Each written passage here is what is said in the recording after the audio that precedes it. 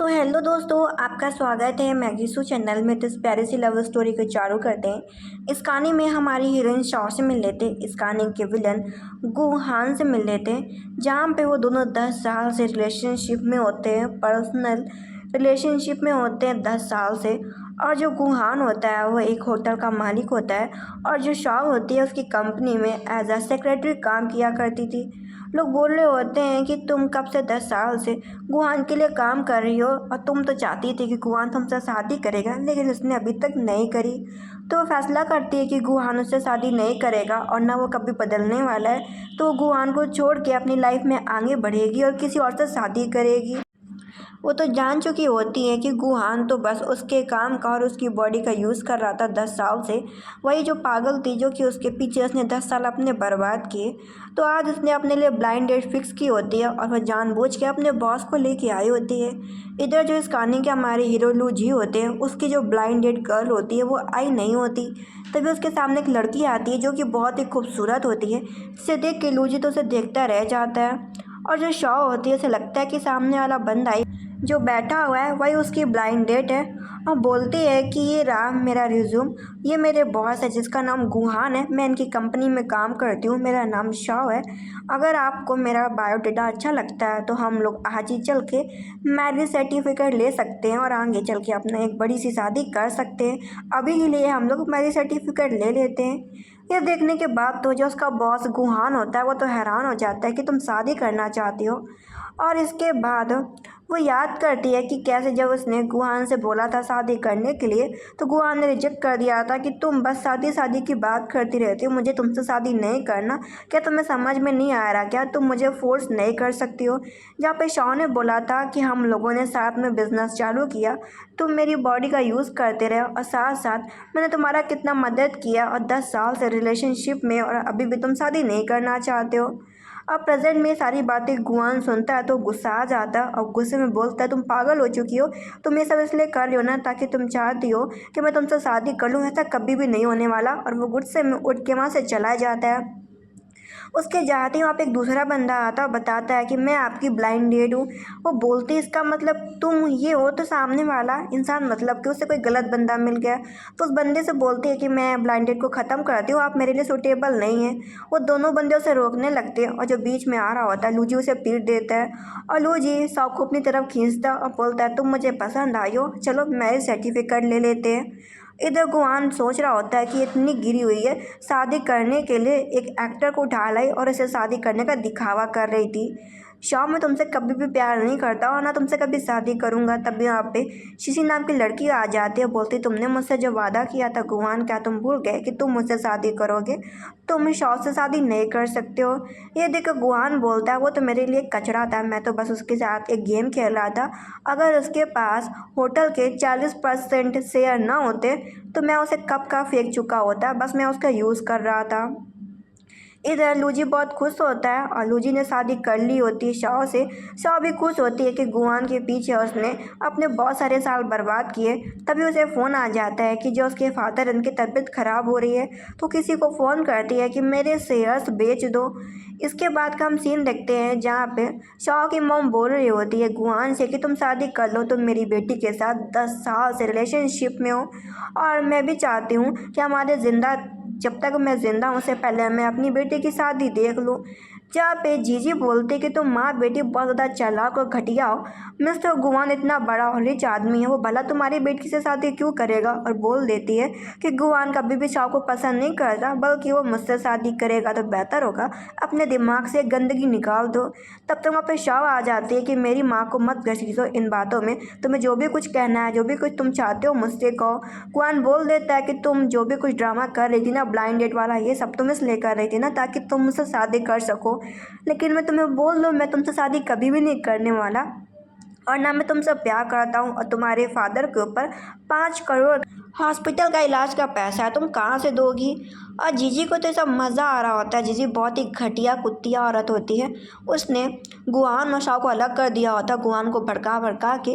Guan भी Shao की इज्जत नहीं करता और उसके ऊपर पैसे फेंक रहा होता, उसका गला दबा रहा होता है कि तुम और तुम्हारे फादर, तुम्हारी पूरी फैमिली घटिया है, और उसे धक्का दे देता है कि तुम जैसी लड़की से मुझे घिन आता है। तब तक वहाँ पे उसका हस्बैंड लूजी लूजी आ जाता है, बोलता है मेरी वाइफ को सताना बंद करो। पता चलता है लूजी कोई आम आदमी नहीं होता, वो लू कंपनी का मालिक होता है। उसके सेक्रेटरी से उसे पता चलता है कि आपके वाइफ के सारे कार्ड फ्रीज कर दिए गए। ये सुनने के बाद वो मदद करने के लिए हॉस्पिटल पहुंचता है। गुआन बोलता है तुम इस घटिया 2 कौड़ी के एक्टर को यहाँ तक भी ले आई हॉस्पिटल में। वो बोलती है कि जाओ ये मेरा कार्ड लो लूजी और मेरी मॉम के साथ जाओ और बिल पेमेंट कर दो हॉस्पिटल का। और बोलती है कि मुझे उम्मीद नहीं थी गुआन तुम मेरा यूज़ करते रहते, लेकिन अब ये गेम मैं ख़त्म करूँगी। जहाँ पे गुआन को फ़ोन आया था, गुआन को पता चलता है कि शाओ ने अपने शेयर बेच दिए हैं और उसके शेयर उसके खाते में आ गए हैं। ये सुनने के बाद तो गुआन खुश हो जाता है। अब बोलता है तुम्हारे लिए बुरी खबर है कि तुम्हारे शेयर्स अब मेरे नाम आ चुके हैं। तब तक वो लूजी आता है, बताता है कि शाओ के कार्ड फ्रीज नहीं हुए, देखो उसने बिल पेमेंट कर दिया है। लेकिन गुआन बोलता है कि ये जो तुम रसीद दिखा रहे हो ये नकली होगी, क्योंकि तू उसके पास तो पैसा नहीं है ना तेरे पास पैसा है। वो अपनी मॉम को समझाती है कि मॉम आप छोड़िए ना। उसकी मॉम बोलती सच में गुआन बहुत ही बुरा आदमी था, अच्छा हुआ कि तुम अलग हो गई और तुमने किसी और से शादी कर लिया। और गुआन गुस्से में बोल के जाता है कि अब मैं तुम्हें अपनी सेक्रेटरी की पोस्ट से भी हटा दूंगा, जल्दी से आके साइन कर दो, मैं तुम्हें अपने उस रेस्टोरेंट से तुम्हें काम से निकाल देता हूँ। ये सुनने के बाद लूजी साइड में जाता है, वो तो लू कंपनी का मालिक होता है। तो वह अपने हेल्पर को फ़ोन करता है कि एक इनविटेशन कार्ड तैयार करो, वो भी जॉब वाला, और ये कार्ड शाओ के पास पहुंचा दो कि उसे लू कंपनी काम के लिए इनवाइट कर रही है। इसके बाद वो गुआन से मिलने के लिए कंपनी जाती है, जहाँ पे गुआन बोलता है चुपचाप इस पर साइन कर दो। वो बोलती 10 साल से हम लोग रिलेशनशिप में थे, मैंने बहुत मेहनत करके तुम्हारे इस रेस्टोरेंट को बनाया और आज तुम मुझे ये फल दे रहा हो। वो बोलता है तुम जैसी बेकार चीज़ के लिए बेकार ही फल मिलेगा, और बोलता है चुपचाप साइन करो, मैं तुम्हें कंपनी से निकालता हूँ। और ये भी बताता है कि तुम्हारे ऊपर 50 करोड़ का लोन है। वो तो हैरान हो जाती है 50 करोड़ का लोन सुन के। वो बोलता है हाँ, इस पेपर में साफ साफ लिखा है कि तुम्हारे ऊपर 50 करोड़ का लोन है जो कि तुमने लिया था, तो तुम ही को ये लोन भरना होगा। ये बात मैं तुम्हें अभी बता देता हूँ। जहाँ पे शॉप बोलती है कि जब तुम्हारी ये छोटा सा रेस्टोरेंट, बहुत ही छोटा सा दुकान जितना, तब मैंने लोन लेके सब्जियां खरीदी, स्टॉल लगाया, लोगों को बुलाया, चेयर खरीदी, कस्टमर बुलाए, इन सब में बहुत सारा पैसा खर्च हुआ, मैंने लोन लिया और इतना बड़ा रेस्टोरेंट खड़ा किया, और आज तुम मुझे इस कंपनी से निकाल लो, वो भी बिना पैसे दिए, और साथ साथ मेरे ऊपर लोन का पैसा भी झाड़ दिया। वो बोलता है कि हाँ, अगर तुम्हारे पास शेयर्स ना होते रेस्टोरेंट के 40%, तो मैं तुम्हें कभी भी टच ना करता और तुम मेरे लिए सिर्फ टॉय थी। और बोलता है चुपचाप साइन करो, यहाँ से निकल जाओ।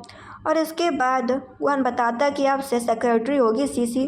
जहाँ पे जितने भी वर्कर्स होते हैं उन्हें पता चलता है कि शाओ काम छोड़ रही है, तो वो भी काम छोड़ने का फैसला कर लेते हैं कि जहाँ शाओ जाएगी वहाँ पे हम लोग भी जाएंगे, क्योंकि हम लोग शाओ के साथ 10 साल से काम कर रहे हैं। शाओ हमें बहुत अच्छी तरीके से जानती है और हम लोग भी उसके साथ काम करना पसंद करते हैं। ये सुनने के बाद जीजी बोलते क्या तुम लोग पागल हो गए, अगर यहाँ से चले जाओगे ना तो जितना बढ़िया यहाँ पे पैसा मिलता है ना कहीं बाहर नहीं मिलेगा। लेकिन वो लोग बोलते नहीं, तुम बहुत ही बुरी हो शीशी, शाओ मैडम बहुत ही अच्छी हैं, हम अपनी मर्जी से काम छोड़ रहे हैं, हमें कोई फोर्स नहीं कर रहा। तभी वहाँ पे मिस्टर लूजी की एंट्री होती है और वो बताता है सेक्रेटरी को तुम्हें चिंता करने की कोई भी ज़रूरत नहीं है, मैंने लू फैमिली से बात कर लिया, मैं लू फैमिली का आदमी हूँ और वो तुम्हें अपनी कंपनी में ज़रूर काम करने के लिए बुला लेंगे। और जो लोग शाओ के साथ काम करना चाहते हैं तो वो लू कंपनी में भी काम करने के लिए जा सकते हैं। ये सुनने के बाद गुआन बोलता है कि तुम मेरे लोगों को बिना परमिशन के लेके जा रहे हो, मैंने उन्हें कंपनी से नहीं निकाला बल्कि वो खुद छोड़ के जा रहा है, तो तुम्हें 10 करोड़ का कंपनसेशन देना होगा। वो कहता है ठीक है, अगर ये लोग लू कंपनी में काम करेंगे तो मैं तुम्हें 10 करोड़ का कंपनसेशन दूंगा। गुआन बहुत बोलता है ठीक है फिर तो। इसके बाद जो शाओ की चीज़ें होती हैं वो गुआन के घर से उठा रही होती है, तभी एक टॉय को देखती है और याद करती है कि गुआन और जब शाओ कॉलेज टाइम पे थे तो उसका बर्थडे पे गुआन ने उसे पहली बार टॉय गिफ्ट किया था। लेकिन अब वो पूरे उसको 10 साल हो गए होते हैं। अब गुआन पहले जैसा नहीं रहा होता, तो वो अपना बैग पैक करती है, वहाँ से जा रही होती कि गुआन तुमने जो मेरे साथ गेम खेला है ना, मुझे बर्बाद करने का है, मैं इस गेम को पूरा पलट दूंगी, अब गेम बदलने वाला है। इधर जो सीसी होती है बोल रही होती गुआन अगली बार से नरमी से पेश आना, मुझे दर्द हो रहा है। वो जानबूझ के शाओ को जलाने के लिए कर रही होती है। शाओ बोलती है तुम दोनों कचरा एकदम एक दूसरे के लिए परफेक्ट मैच हो। ये सुनने के बाद सीसी बोलती है कि तुम किसे कचरा बोल रही हो, थप्पड़ मारने आती है। लेकिन शाओ ये थप्पड़ मार देती है सीसी को। ये देखने के बाद वो बोलती गुआन देखो ये तुम्हारी एक्स गर्लफ्रेंड क्या कर रही है मेरे साथ।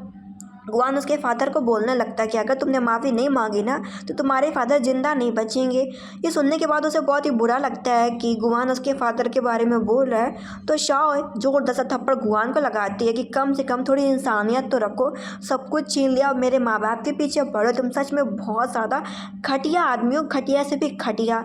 इसके बाद वो अपने पति से मिलती है, बोलती है कि तुम यहाँ पे। वो बोलता है मुझे पता चला कि तुम कमरा छोड़ रही हो।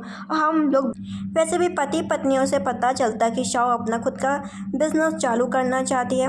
इधर हम मिस्टर गुहान को देखते हैं जहाँ पे उसे बैड न्यूज़ से ये पता चलता है कि शाओ के जो शेयर्स हैं उसके खाते में अभी तक नहीं आए, उसे धोखा दिया गया है शाओ द्वारा। ये सुन के उसे बहुत ज़्यादा गुस्सा आता है कि शाओ तुम कितनी बुरी हो। इधर शाओ बोलती है कि हाँ मैं सच में अपना खुद का बिजनेस खोलना चाहती हूँ, मेरे पास पैसे। और पता चलता है कि उसने अपने शेयर्स बेचे नहीं होते, मतलब कि उसने गुहान को सिर्फ धोखा दिया होता है। और ये न्यूज़ सुनने के बाद तो गुआन तो हैरान रह जाता है। इधर शीशी को पता चलता है कि जो शेयर होल्डर्स है वो अपना शेयर्स वापस ले रहे हैं और इसकी वजह से उसको 50 करोड़ रुपए देने पड़ेंगे। अगर उसने 50 करोड़ रुपए ना दिए तो उस पर केस किया जाएगा। ये सुनने के बाद वो काफ़ी परेशान हो जाता है। इधर वो क्या करती है, फैसला करती है कि उसे मिस्टर लू का इनविटेशन कार्ड लेना होगा ताकि मिस्टर लू इस होटल में इन्वेस्ट कर सके। तो अपने भाई से हेल्प मांगती है, चचेरे भाई से। चचेरे भाई बोलता है कि तुम अपना मुझे पुराना घर बेच दो। तो गुहान के पैर में इतनी पागल हो जाती है कि वो अपना घर भी बेच देती है अपने चचेरे भाई को। इधर बोलते ये सब तो ठीक है, शाओ अपने हस्बैंड से बोलती है कि मुझे कोई इन्वेस्टर चाहिए होगा अपने होटल को बड़ा करने के लिए।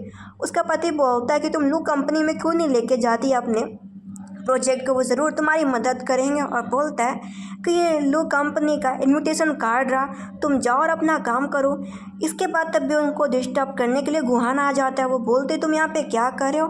गुहान बोलता है कि हम लोगों ने इतनी मेहनत से उस होटल को खड़ा किया था, आज वो ख़त्म होने जा रहा है, तो तुम क्या अभी भी मदद नहीं करोगी। वो बोलते किस मदद की तुम बात कर रहे हो, दुकान का रेंट का पैसा मैं देती थी, अपना घर बेच के मैंने दुकान पे पैसा लगाया, सब्जियां भी मैं बनाती थी, खाना भी मैं बनाती थी, दुकान भी स्टॉल सब मैं लगाती थी, एक नौकर भी तक नहीं था।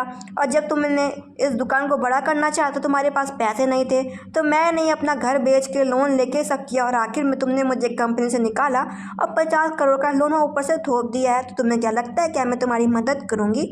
ये सुनने के बाद तो गुआन हैरान रह जाता है और वो बोलती है कि तुम तो बस मेरे शेयर्स चाहते थे, तभी तुम मेरा यूज़ कर रहे थे।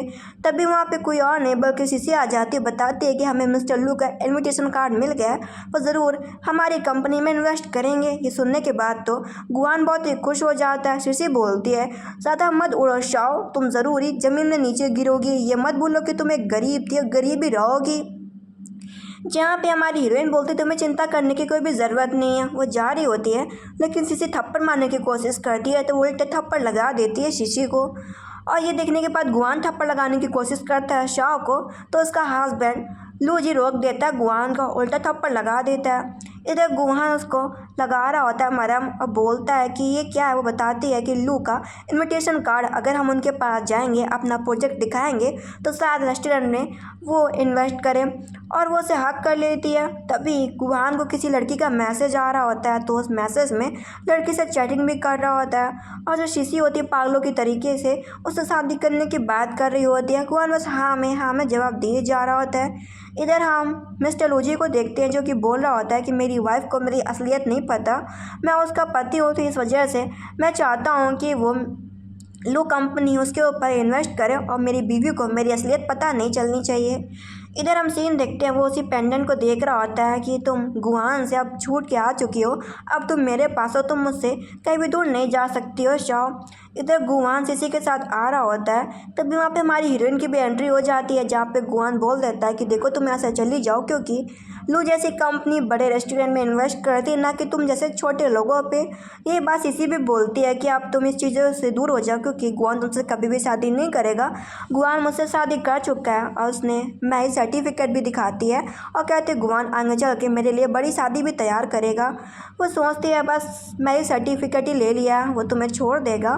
और किसी और लड़की से शादी करेगा, देख लेना बेवकूफ़ शीशी, और ऐसा बोल के आगे बढ़ रही होती है। तभी अंदर से इन्विटेशन आ जाता है कि हमारे बॉस आपसे मिलना चाहते हैं शाओ।